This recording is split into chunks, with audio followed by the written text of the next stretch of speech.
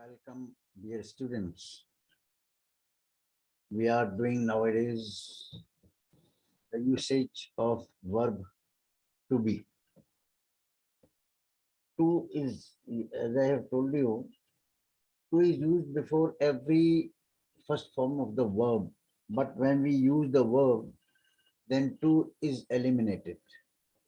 To हर क्रिया के आगे फर्स्ट फॉर्म में लगा हुआ माना जाता है, लेकिन जब हम क्रिया को यूज करते हैं, काम में लाते हैं, तो वो टू हट जाता है और तो उसके बाद उसकी तीनों फॉर्म्स काम में आ सकती हैं। टू हमेशा फर्स्ट फॉर्म के साथ ही आ सकता है, नहीं तो सेकंड और थर्ड फॉर्म में काम नहीं आता।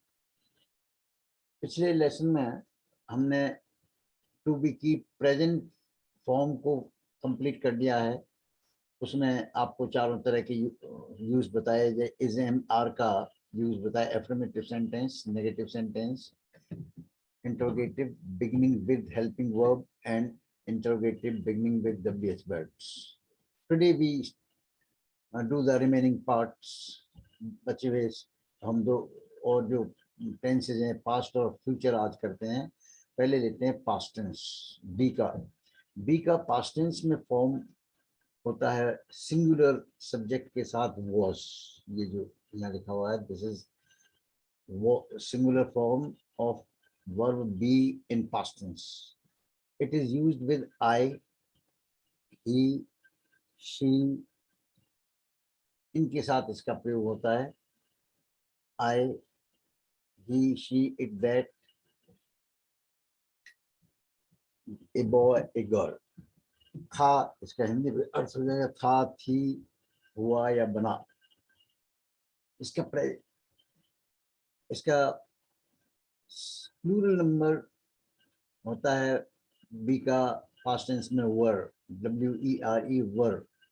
ये यूज होता है सभी प्लूरल सब्जेक्ट्स के साथ, जैसे you were, we were, they were, these things were, those boys were, girls were in the room। इस टाइप से इनका प्रयोग होता है। इनको हम प्लूरल कहते हैं, प्लूरल सब्जेक्ट्स के साथ। अब इसका प्रेजेंट में तो हमने ये आपको एग्जांपल्स दी। अब हम पास्ट टेंस की बात बताते हैं कि पास्ट में इसका किस तरह से यूज होगा। इसको देखें आप, जैसे इसका पैटर्न वो ये सब्जेक्ट सिंगुलर होगा तो वॉज आएगा और उसके बाद रिमेनिंग वर्ड्स आ जाएंगे, यानी कर्म आ जाएगा। और प्लूरल होगा तो वर आ जाएगा, उसके बाद ये आ जाएगा। इस तरह से अब ये एग्जांपल्स करते हैं। वह मीटिंग में मौजूद था। अब ट्रांसलेशन बनाने के लिए हिंदी से अंग्रेजी में हमको बार बार मैं आपको याद दिलाता रहता हूँ, आदत पड़ जानी चाहिए कि सबसे पहले कर्ता ढूंढना पड़ेगा उस सेंटेंस के अंदर। और कर्ता कैसे ढूंढा जाता है? कौन या क्या चीज। कौन मीटिंग में मौजूद था? वह। अब था रहा है इसलिए कोई पुरुष है, थी होता तो लड़की होती, तो इसलिए यहाँ पर था का मतलब ये पुरुष के लिए आ रहा है। और वह यहाँ पर इसलिए ही आएगा, और ही सिंगुलर है इसलिए इसके साथ he was present in the meeting. ये का सेंटेंस है।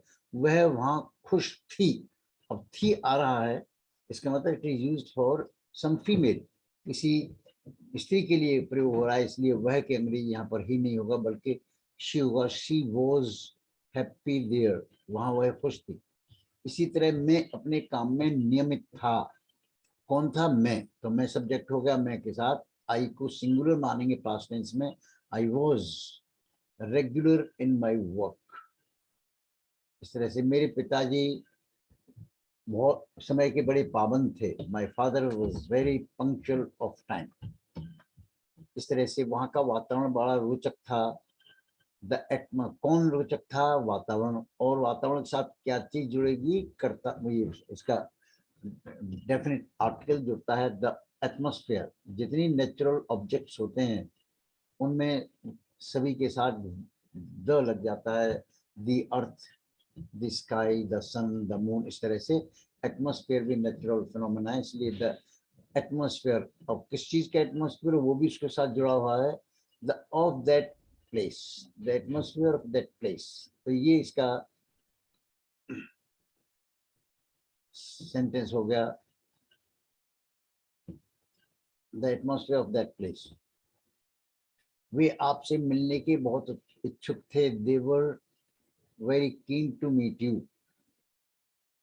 तुम गणित में बहुत अच्छे थे, you were very good at maths. किसी चीज में अच्छे होने के लिए हम उसके पहले प्रपोजिशन एट लगाते हैं, इन नहीं लगाते। ये इंग्लिश में नियम है इसका, किसी चीज में अच्छा होना, good at something. You are good at cricket, playing cricket. Hotel में सभी कमरे खाली थे, सभी कमरों के अंग्रेजी ऑल द रूम्स। कहाँ पर थे वो भी आपको इसके साथ जोड़ना पड़ेगा, in the hotel were empty. उसी तरह लड़कियां एक दूसरे के प्रति मददगार थी, the girls were helpful to one another. इस तरह से का सेंटेंस बन गया, हम बिल्कुल ठीक थे, वी वर क्वाइट वेल। ये इस तरह से वॉज और वर का प्रयोग आपने देखा सेंटेंसेस में। ये एफर्मेटिव सेंटेंस, इसी का नेगेटिव ये हो जाएगा। अब यहाँ पर इन वॉज और वर के साथ नॉट या नेवर कैसे यूज होता है, ये लड़के कक्षा में नहीं थे, these boys were not in the class. वहाँ के मकान बहुत बड़े नहीं थे, the houses there were not very big. इस तरह से उस दिन मौसम अच्छा नहीं था, तो the weather was not good that day. उस दिन की अंग्रेजी दैट डे में आ जाएगा। इसी तरह मैं उस समय बिल्कुल भी परेशान नहीं था, आई was not at all upset at that time. ये अंग्रेजी। शी वॉज, वह कभी भी निष्ठाहीन नहीं थी। निष्ठा के, निष्ठावान के अंग्रेजी सिंसियर होता है, अपोजिट होगा insincere. She was never insincere, वो कभी भी निष्ठाहीन नहीं थी। हम उस मामले में शामिल नहीं थे, we were not involved in that affair. अंग्रेज, यहाँ पर सच्चाई में अंग्रेज लोग स्थानीय शासकों के पक्ष में नहीं थे। इन रियलिटी, सच्चाई की अंग्रेजी आप पहले लगा देंगे, in reality the English were not in favour of the local rulers. स्थानीय शासकों के अंग्रेजी लोकल रूलर्स। ग्रामीण भी उनके विरुद्ध नहीं थे, the villagers were also not opposed to them. मैं अपनी नीतियों में भ्रमित नहीं था, भ्रमित की अंग्रेजी confused. I was not confused about my policies. वे लड़कियां अपने शिक्षकों के संपर्क में नहीं थी, those girls were not in touch with their teachers. ये इसका सेंटेंस। अब इसका तीसरी टाइप का हमने एफर्मेटिव किया, एफर्मेटिव या एसर्टिव एक ही टाइप का सेंटेंस होता है। उसके बाद हमने नेगेटिव किया। Now third type of sentences interrogative, beginning with क्या। हिंदी में तो क्या से शुरू होने वाला होता है, और यहाँ पर हेल्पिंग वर्ब आपको पहले लगानी पड़ती हैं। ये हेल्पिंग वर्ब में वॉज वर, ये हेल्पिंग वर्ब वॉज वर इसके साथ, और WH वर्ड और इससे पहले लग जाएगा, तो ये प्रश्नवाचक वाक्य ऐसे बने, क्या क्या यह अच्छा स्कूल था। अब ध्यान रखना, हिंदी के वाक्य में क्या सबसे पहले आए तो हमें उस सेंटेंस में आने वाली हेल्पिंग वर्ब को सबसे पहले रखना पड़ेगा। उसका अर्थ क्या हो जाए, was it a good school. जैसे एसर्टिव सेंटेंस था इसका, it was a good school, एक अच्छा विद्यालय था। लेकिन क्या ये एक अच्छा विद्यालय था, तो वॉज जो अंदर आ रहा है उसको हमने बाहर लगा दिया, तो क्या बन गया, was it a good school. क्या ये क्या मैं आपका प्रतिद्वंदी था। अब इसी में मैं आई के साथ वॉज आता है पास्ट टेंस में, उस वॉज को हमें बाहर बनाना है क्या की इंग्लिश के लिए, वॉज आई योर राइवल, प्रतिद्वंदी के राइवल। क्या वे हमारे समर्थक थे, वर दे आर सपोर्टर्स। ये इसकी अंग्रेजी होगी, क्या तुम इसी क्षेत्र में अकेले अग्रणी थे? Were you the only pioneer in this field? अग्रणी की अंग्रेजी है पाइनियर। पाइनियर माने आगे रहने वाला। उन उनकी क्या योजना थी? अब नोट करें स्टूडेंट्स कि अभी आपने क्या देखा, हर वाक्य में यहाँ पर क्या आ रहा है, क्या क्या क्या क्या, लेकिन पांचवें सेंटेंस में यहाँ पर आपको देख रहे हैं कि उनकी क्या योजना। ये जो क्या है, ये इसको वाक्य के अंदर प्रयोग किया गया हिंदी में, लेकिन इंग्लिश में इस क्या की इंग्लिश लगानी पड़ेगी आपको। हेल्पिंग वर्ब से अकेले से काम नहीं चलेगा। इसकी इंग्लिश आपको व्हाट पहले लगानी पड़ेगी। फिर वो जो इसमें वॉज आ रहा था, योजना सिंगुलर है, प्लान, प्लान को योजना कहते हैं, एक वचन है, इसलिए इसके साथ वॉज आ रहा है। तो व्हाट वॉज देयर प्लान? उनकी क्या योजना थी, ये इसकी अंग्रेजी। अब यहाँ पर क्या की इंग्लिश व्हाट आ रहा है क्योंकि वाक्य के अंदर आ रहा है। अब अगला सेंटेंस है, वहां तुम्हारा कौन मित्र था? अब वाक्य के अंदर आएंगे क्या, क्यों, कैसे, कब, कहाँ, किस लिए। तो इन शब्दों की अंग्रेजी हमें सबसे पहले रखनी है। कौन की इंग्लिश होती है हु वॉज। अब एक वचन है हु, यहाँ पर मित्र था, एक था, इसलिए इसलिए वॉज आ रहा है हु वॉज। अगर यहाँ ये ज्यादा मित्र होते तो who were your friends there? तुम्हारे वहां पर कौन मित्र थे? हु वर योर फ्रेंड्स, ऐसे होता था इसका प्लूरल। तुम्हारी अलमारी में किसकी पुस्तकें थी? अब यहाँ पर किसकी, ये this is interrogative word, Hindi का ये प्रश्नवाचक शब्द है किसकी, और इसकी इंग्लिश होती है हुज। ध्यान रखना, हुज कभी भी अकेला नहीं आएगा, हुज वर नहीं कह सकते हम। हुज के साथ जिस चीज के लिए हुज आया, किसकी क्या चीज, पुस्तक है, वो शब्द आपको साथ में जोड़ना पड़ेगा, हुज बुक्स। फिर बुक्स प्लूरल है इसलिए were, whose books were in your almirah.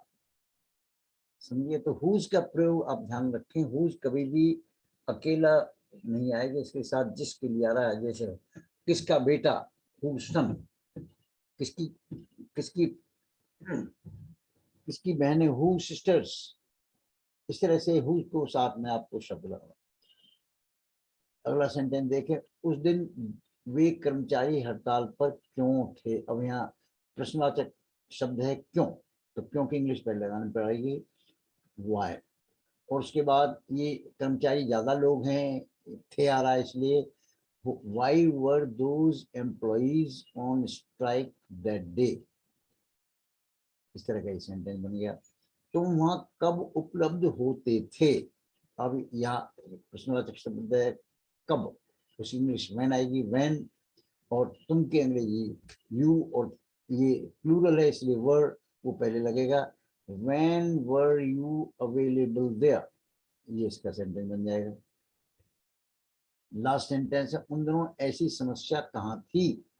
कहाँ प्रश्नवाचक शब्द आ रहा है वेयर, इसके लिए वेयर पहले लगाना पड़े। Where were such problems those days, इस तरह की समस्याएं कहाँ थी उन दिनों, ये इसका ही। इस तरह से चारों तरह के सेंटेंसेस आपने बी बी वर्ब के, ये समझ गए आप, ये पास्ट टेंस था, इसकी चारों तरह के सेंटेंस हो गए, एफर्मेटिव, नेगेटिव, इंटरोगेटिव, दोनों तरह के। Now we come to the last one of this category, that is future tense. Future में आपको बताया इनका जो इसके साथ जो हेल्पिंग वर्ब यूज होती है that is shall be and will be. ये दो क्रियाएं आप इसमें देखेंगे, ये काम में आती हैं, शैल बी और विल बी। कैसे इनका यूज होता है ये आपको बताया मैंने। शैल बी को याद रखने आप है क्या, शैल बी केवल आई और बी के साथ प्रयोग होती है, यानी फर्स्ट पर्सन। तीन पर्सन होते हैं इंग्लिश में, फर्स्ट पर्सन, सेकंड पर्सन और थर्ड पर्सन। हिंदी में भी तीन होते हैं। तो ये प्रथम पुरुष के साथ आती है शल, बाकी सबके साथ विल भी आएगा। यहाँ पर सेंटेंस देखें, हम कल घर पर होंगे। देखें यहाँ पर ये सेंटेंस, हम कल घर पर होंगे। अब यहाँ पर कल ध्यान रखना, होंगे तो ये फ्यूचर टेंस है, इसलिए वो वाला कल नहीं है यस्टरडे वाला। अब यहाँ पर टुमारो यूज होगा, we shall be at home tomorrow. ये ध्यान रखना, कल की इंग्लिश फ्यूचर टेंस में हमेशा टुमारो है। मैं वहां खुश रहूंगा, खुश होऊंगा या रहूंगा एक ही मतलब है, आई शैल बी हैप्पी देयर। इस तरह से ये सेंटेंस, ऐसे ही हम हमेशा तुम्हारे साथ रहेंगे, ये सेंटेंस देखें, we shall always be with you. ध्यान रखना, शैल और बी के बीच में शब्द आ सकता है, ये एडवर्ब है, ऑलवेज ये आ सकता है, नॉट आ सकता है, नेवर आ सकता है। इस तरह से ये बीच में आप फिर बी, शैल और बी, विल दोनों और बी के बीच। वह मेरे कार्य से संतुष्ट होगा। अब होगा का मतलब ये देखें, he will be satisfied with my work. वह एक सफल डॉक्टर बनेगी। बनने का मतलब बी माने होना, होगी, वह एक अच्छी डॉक्टर होगी या बनेगी, एक ही, she will be a successful doctor. वह हमारे साथ ही मौजूद रहेंगे, वे हमारे साथ ही, दे दे विल बी। अब आप देख रहे हैं विल भी आ रहा है इनके साथ, शी के साथ, यू के, सब के साथ विल भी आएगा, केवल आई और वी के साथ शैल भी आएगा। ऑल द स्टूडेंट्स, सभी विद्यार्थी इस विचार से सहमत होंगे। All the students will be convinced with this idea. Convince माने सहमत होना, आश्वस्त होना। मैं कार्यक्रम में थोड़ा लेट हो जाऊंगा। ये देखिए सेंटेंस, मैं कार्यक्रम में थोड़ा लेट हो जाऊंगा, ये सेंटेंस है। तो मैं हो जाऊंगा, आई शैल बी, आई के साथ शैल भी लगेगा, I shall be a bit late for the programme. थोड़ा सा कह लीजिए, ए बिट। सभी सड़कें छायादार होंगी। All the roads will be shaded. छायादार कह लीजिए, शेडेड। यह सभी के लिए बड़ा फलदायी रहेगा। It will be very fruitful to all. ये इस तरह सेंटेंस आपने एफर्मेटिव के देखे। इसके नेगेटिव क्या बन जाएगा, शैल और बी के बीच में नॉट या नेवर आ सकता है। ये तुम्हारे लिए कठिन नहीं होगा, इट विल नॉट बी। ध्यान रखना, विल और बी के बीच में आ रहा है not. It it will be not नहीं कहेंगे, it will not be difficult for you. ये सेंटेंस ऐसे ही, हम कल मैदान में नहीं होंगे, we shall not be at the ground tomorrow. इस तरह सेंटेंस है। मैं निष्क्रिय नहीं, और नेगेटिव देखें आप, I shall not be inactive. हम तुमसे दूर नहीं होंगे, we shall not be away from you. आज वो लेट नहीं होंगे, they will not be late today. बेशर्म लोग पुनः हमारे मित्र नहीं होंगे। बेशर्म की अंग्रेजी है the shameless people will not be our friends again. कल को वह यहाँ नहीं होगा, he will not be here tomorrow। बकरियां चरागाह में नहीं होंगी, the goats will not be in the pasture। pasture कहते हैं चरागाह, PASTURE, pasture। वे स्त्रियां मेले में नहीं होंगी। कौन सी स्त्रियां, वो वे की अंग्रेजी साथ में दे नहीं आएगा यहाँ पर, दोज जुड़ने के लिए दिस, दैट और दोज आते हैं। Those women will not be in the fair। तुम हमारे ऊपर निर्भर नहीं रहोगे। ये सेंटेंस देखें, नहीं रहोगे तो उसकी इंग्लिश होगी, you will not be dependent on us. ये इसके नेगेटिव हुए। Now we pass on to interrogative sentence. प्रश्नवाचक देखें आप, विल, सब पैटर्न है, विल और शैल लगेगा सबसे पहले, क्या के लिए, और सब्जेक्ट आएगा और फिर बी बाद में आएगा। ये देखिए, कल परीक्षा में कल क्या तुम कल कक्षा में अनुपस्थित रहोगे, यानी होगे या रहोगे, तो सबसे पहले लगाएंगे विल यू बी। ध्यान रखना, यहाँ विल बी यू नहीं कहेंगे, आपको यू कर्ता को बीच में लगाना पड़ेगा। ये दो हेल्पिंग वर्ब में, विल और बी दोनों एक साथ ऐसे बात करना नहीं आती। क्वेश्चन वाले, will you be, shall I be, will they be, will she be, ऐसे बोलेंगे। absent from the class tomorrow. Sorry. क्या मैं इस घटना से निराश होऊंगा? Shall I be desperate from this incident?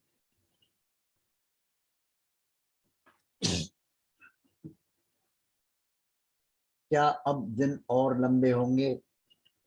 Will the days be longer now? क्या हम कभी अपने परिवार से दूर दूर होंगे? Shall we ever be? ध्यान रखने से दो शब्द आ रहे हैं be से पहले। Shall we ever और be? Ever माने always, तो always की जगह यहाँ ever आ रहा है, be इधर लगेगा shall we ever be। क्या वह हमारी कृतज्ञ नहीं होगी? Will she be? Will she not be obliged to us? Will or she, ध्यान रखने not के पहले आ रहा है ये she, will she not be बाद में आ रहा है। उसी तरह कल वहां कौन उपलब्ध होगा? Who will be available there tomorrow? Next sentence देगा ये कैसे संभव होगा? How will it be possible? Construction देखें, हाउ विल इट और फिर बी लगेगा। How will it be, how will you be, how shall I be, इस तरह से इनको कल के बाद कौन सा दिन होगा। और यहाँ कौन सी की इंग्लिश आपको ध्यान रखनी पड़ेगी। कौन सा यहाँ पर अर्थ है, कौन सा दिन माने व्हाट डे, इस तरह से कौन सा के लिए विच नहीं है, विच विल भी नहीं कहेंगे, व्हाट, विच और व्हाट में अंतर है आगे चल के स्पष्ट कर देंगे आपको। What will be the day after tomorrow, हम नुकसान में क्यों रहेंगे? Why shall we be at loss, ऐसे यह उत्सव कहाँ होगा, कहाँ की इंग्लिश वेयर को पहले लगाना पड़ेगा, where will be this function. इस तरह से आपने चारों तरह के वाक्य देख लिए, इनकी एग्जाम्पल आप करेंगे। एक्सरसाइज, वह शीघ्र स्वस्थ हो जाएगा, ही विल, ये वाला सेंटेंस देखें, he will be well soon, Shanu कल दिल्ली में होगा, Shanu will be in Delhi tomorrow, Deepak इस परीक्षा में सफल होगा, Deepak will be successful in this exam. इस टाइप से वाक्य आप बना सकते हैं और इनके वर्ड मीनिंग नीचे दिए हुए हैं। इस तरह से आपको टू बी का यूज, इस तरह से ये पार्ट पूरा हुआ टू बी का यूज। अब अगले पार्ट में नेक्स्ट आइटम लेंगे। आज इतना ही पर्याप्त है। Thank you.